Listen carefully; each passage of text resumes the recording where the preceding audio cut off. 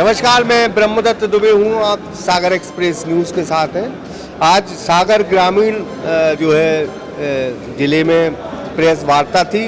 मोदी के 11 साल पूरे हुए हैं और 2014 में जो चेहरा हिंदुस्तान की ललाट पर नरेंद्र दामोदर दास मोदी बन के जो है चमका है, उनके 11 साल पूरे हुए और रेहली विधानसभा हर योजना का लाभ ले चुकी है। यहाँ चाहे केंद्र की हो चाहे मध्य प्रदेश की कोई योजना हो, रेहली वो विधानसभा है जहाँ केंद्र और राज्य सरकार का दोनों का आशीर्वाद मिला है। कल्पधाम ग्रुप लेकर आए हैं आपके सपनों का घर आपके बजट में। आचरण इको सिटी 3 शहर के मध्य कनेरा देव में स्थित महानगरीय सुविधाओं के साथ स्विमिंग पूल, पार्क, झूले, स्ट्रीट लाइट और भी बहुत कुछ। तो आज ही विजिट करें।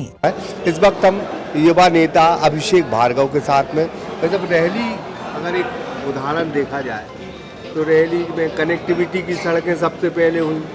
रेहली में ऐसी कोई योजना नहीं बची जो गोपाल भार्गव जी लाए ना हो। केंद्र का भी आशीर्वाद मिला है और राज्य का। ये हमारे लिए सौभाग्य की बात है कि भैया गोपाल भार्गव के माध्यम से रेहली विधानसभा को केंद्र शासन की भी योजनाओं का पर्याप्त लाभ मिला है और राज्य की योजनाओं का तो लाभ हमें मिला ही है। यह हमारे भी नेता की खूबसूरत बात है और केंद्र और प्रदेश सरकार के वरिष्ठ नेताओं का भी मैं आज आपकी मीडिया में चूँकि यह बात उठी है तो निश्चित रूप से क्षेत्रवासियों की ओर से उनका भी हृदय से आभार व्यक्त करना चाहता हूं। निश्चित रूप से इन 11 वर्षों में खास तौर से 2014 से लेकर अभी हम जिस 2025 में खड़े हुए हैं, माननीय मोदी जी के नेतृत्व में संपूर्ण देश में जो विकास हुआ है वह अभूतपूर्व है, अद्वितीय है। इसमें कोई मतलब डिनाई करने वाली बात नहीं है। सेवा, सुशासन, गरीब कल्याण और साथ ही साथ सुरक्षा, इन विषयों पर, इन मुद्दों पर जो अभूतपूर्व कार्य इन 11 वर्षों में हुए हैं, उन सारी चीज़ों का अनुभव हम सभी कर रहे हैं। ऐसा नहीं है केवल भारतीय जनता पार्टी का कार्यकर्ता ही इस चीज़ का अनुभव कर रहा हो।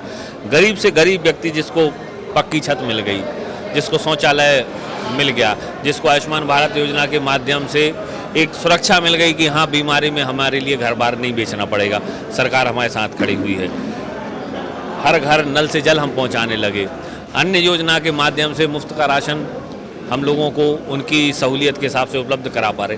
तो एक जो सुरक्षा की भावना जो हम कह रहे हैं, चाहे वह सामाजिक सुरक्षा हो, चाहे देश की सीमाओं की सुरक्षा हो, यह सुरक्षा की भावना भी इन 11 वर्षों में बलवती हुई है। ऐसा नहीं है कि पूर्व में नहीं थी, पूर्व में थी, लेकिन उन सारी चीज़ों को एक एक्सट्रीम लेवल पर तक ले जाने का काम माननीय मोदी जी ने किया है और उन सारी योजनाओं का भरपूर लाभ मध्य प्रदेश में, देश में अगर सबसे ज़्यादा किसी ने लिया है तो हमारी रेहली विधानसभा क्षेत्र ने लिया है। भाई साहब, एक बात है कि बहुत साल पहले एक पिक्चर आई थी, रोटी कपड़ा और मकान, और शायद पिक्चर वाले समझते थे लोग गरीबों की ज़रूरत, लेकिन जब से मोदी आए रोटी भी मिली, मकान भी मिला, कपड़े भी मिले और अब मध्य प्रदेश सरकार लाडली बहनों को भी देख रही है। देखिए, निश्चित रूप से जब जनप्रतिनिधि जनता के बीच में से निकल कर आएगा, हमारा जनप्रतिनिधि ऐसा नहीं है जो विदेशों में रहा हो, जो ऐसे परिवारों से हो जो विरासत के परिवार हों, राजघराने हों। हमारे जो जनप्रतिनिधि हैं वो गरीबों के बीच में से ही निकल कर आए। उन्होंने गरीबी देखी है, उन्होंने वह दर्द महसूस किया है जो एक गरीब ने पैसा ना होने के कारण, संसाधन ना होने के कारण झेला है उसने और उसके पूरे परिवार ने। ऐसे परिवारों से हमारे जनप्रतिनिधि निकल कर आए हैं और माननीय मोदी जी स्वयं बड़ी विपन्नता वाले परिवारों में से हैं।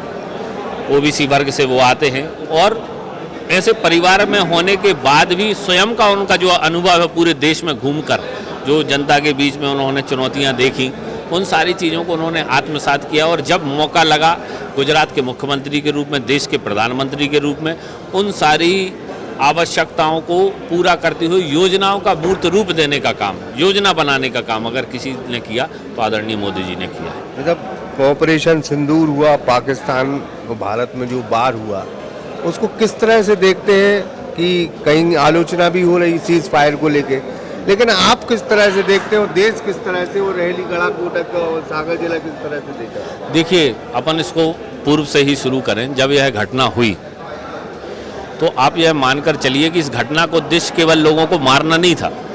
धर्म पूछकर जब लोगों को मारा गया तो इस घटना में जितने लोग दिवंगत हुए उनसे ज़्यादा बड़ा टारगेट उनका आने वाले समय के लिए था। धर्म पूछकर मारा गया, इसका मतलब हिंदू मुस्लिमों के बीच की खाई देश में बढ़ा दो। हमें कुछ करने की ज़रूरत ही नहीं, हिंदू मुस्लिम आपस में निपटेंगे, देश कमज़ोर हो जाएगा। चीज़ वहाँ से शुरू हुई और आपने देखा होगा कि निश्चित रूप से मीडिया और सोशल मीडिया में इसी बहस को जन्म दिया गया था कि धर्म पूछकर मारा गया, धर्म पूछकर मारा गया। मतलब नेचुरली रूप से लोगों की मानसिकता में एक भटकाव आ रहा था, एक विघटन आ रहा था हिंदू और मुस्लिम के रूप में। मैं बहुत बहुत शुक्रिया अदा करता हूँ आदरणीय मोदी जी का। मैं यहाँ तक कहूँगा कि जब यह घटना हुई तो उसके बाद में मीडिया में भी, नेताओं ने भी, सारी पार्टी के लोगों ने धर्म को आधारित मानकर ही इस घटना का नज़रिया बना के रखा था। लेकिन मैं धन्यवाद दूंगा आदरणीय मोदी जी का, एक भी बार मोदी जी ने कभी भी हिंदू मुस्लिम शब्द का इस्तेमाल इस पूरी घटना के दौरान नहीं किया। जिस दिन बिहार में उन्होंने देश को संबोधित किया उस दिन भी मैंने देखा कि देश के प्रधानमंत्री के रूप में आदरणीय मोदी जी ने अपना वक्तव्य दिया था। देश के प्रधानमंत्री मतलब 140 करोड़ के प्रधानमंत्री, नागरिकों के प्रधानमंत्री के रूप में उन्होंने अपना वक्तव्य दिया। एक भी शब्द उन्होंने हिंदू मुस्लिम करके या उस घटना में धर्म का उल्लेख करके उन्होंने बात नहीं की। वो ये जानते थे कि अगर देश का प्रधानमंत्री स्वयं इस बात का उल्लेख करेगा तो कहीं ना कहीं हो सकता है लोगों को बुरा लगे और गृह युद्ध की स्थिति बन जाए। तो हम सीमा पर लड़ेंगे कि घर में लड़ेंगे? अगर ये दोनों तरफ से एक संकट अगर देश पर आता तो देश बिखर जाता। उस बिखरे हुए देश को संभालने की सामर्थ्य फिर किसी में नहीं रहती। तो यह स्थिति आने के पूर्व भी माननीय मोदी जी ने बड़ी दूरदर्शिता का परिचय दिया और इन चीज़ों को इतने व्यवस्थित रूप से संभाला। फिर जब हमने ऑपरेशन सिंदूर के माध्यम से इस घटना का जवाब पाकिस्तान को दिया तो हमने किसी भी फौजी को, किसी भी सिविलियंस को टारगेट किया ही नहीं। ये हम पहले दिन से कह रहे थे। हमने टारगेटेड, जो एक युद्ध नीति के रूप में पूरी दुनिया में स्थापित चीज़ें हैं, सिद्धांत हैं, उसी के अनुरूप हमारी भारतीय जनता पार्टी की सरकार ने, हमारी देश की सेना ने काम करने का काम किया है। सीज़ फायर को लेकर लोगों के अलग अलग अपनी राय है, लेकिन मैं ये मानकर चलता हूँ कि सीज़ फायर सही समय पर हुआ, सही हुआ।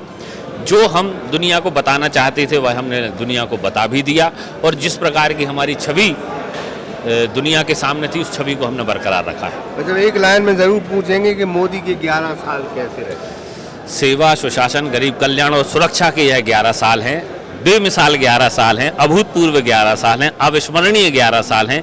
और हम तो यही आशा करेंगे और भगवान से प्रार्थना करेंगे कि यह केवल 11 साल होकर ना निकले और भी आगे जब तक परमात्मा की कृपा रहे माननीय मोदी जी हमारे देश के प्रधानमंत्री बने और इसी प्रकार प्रगति और विकास के पथ पर हमारा देश अग्रसर रहे। बहुत बहुत धन्यवाद। बहुत बहुत धन्यवाद। ये अभी अभिषेक भार्गव से बता रहे थे कि 11 साल बेमिसाल है। देश के ऑपरेशन सिंदूर को लेकर भी उन्होंने बताया, सेना की भी तारीफ की, भारतीय जनता पार्टी के इंफ्रास्ट्रक्चर में जो काम हुए उनकी भी तारीफ की।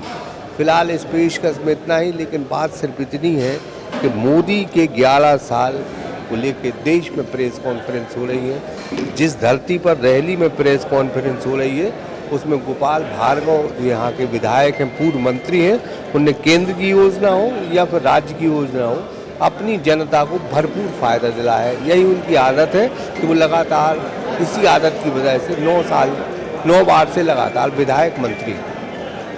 आशु दुबे के साथ ब्रह्मदत्त दुबे, सागर एक्सप्रेस न्यूज़, रहली।